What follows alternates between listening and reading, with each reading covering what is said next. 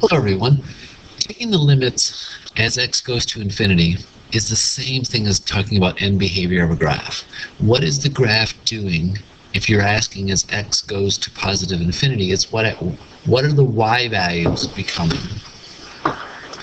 as you go really far right? What are the y values doing? Okay, so hold on, I think the custodian's going to come in. Okay, sorry about the interruption there, guys. Okay, end behavior. So if I'm looking as x goes to infinity, I'm looking as you go really far right, what are your y values doing? To me, I'm seeing that there's a horizontal asymptote here. Where's that asymptote happening? It's at 3. So the limit for this one looks like it's 3 as you go either to positive or negative infinity. Okay? This one, it looks like your limit's going to be 1. This one, I guess the order I'm doing it really doesn't matter. As you go really far right, your y values are going really far up. So to me, there is no limit for this one because you're going up to positive infinity, or if you're going really far left, you're going down to negative infinity. So to me, there is no limit here. All right, this one looks like that there's another horizontal asymptote, and that horizontal asymptote is at 3. So let's see if we can figure out which one of these is which. Okay. As you go really far right, how to take the limit, or I could do it as really far left too, but the question at hand is, as the limit goes to infinity rather than negative infinity, how do you do this? Okay. There's a formal technique I'm going to show you, and then an informal technique. You certainly could, as you guys have seen so far, you could do second window on your calculator,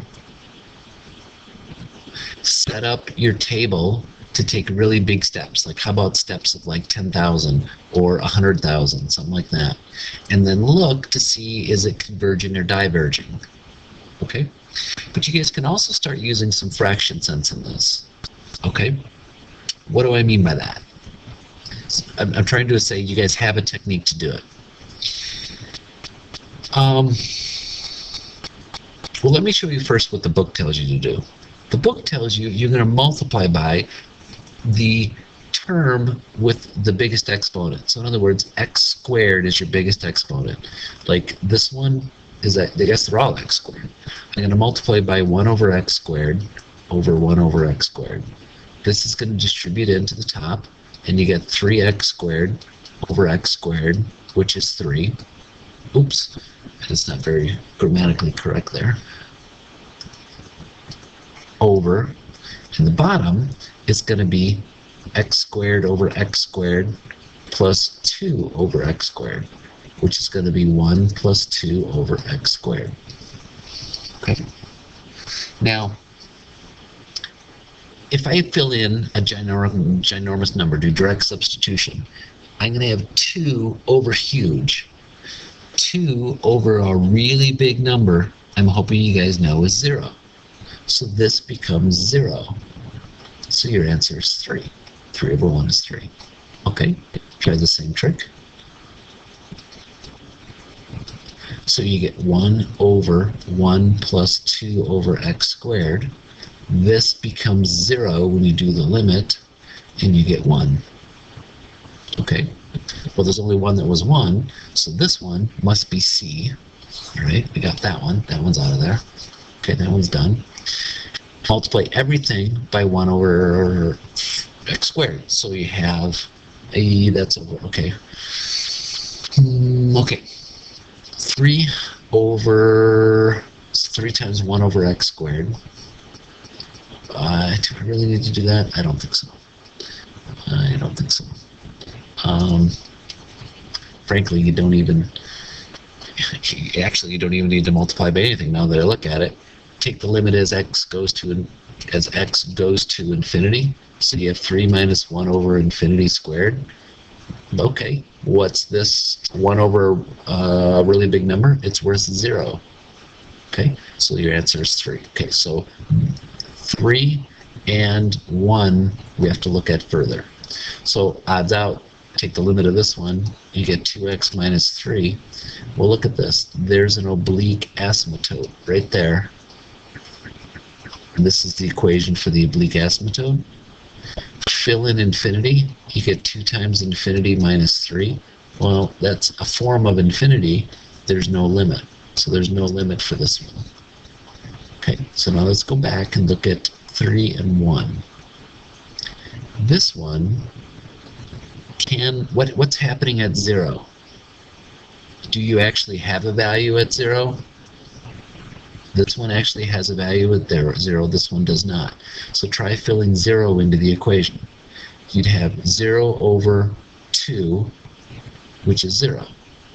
This one, you'd have 3 minus 1 over 0. You can't divide by 0. There is no value here. So it does not exist. Hammer time. Okay, so 3 is A.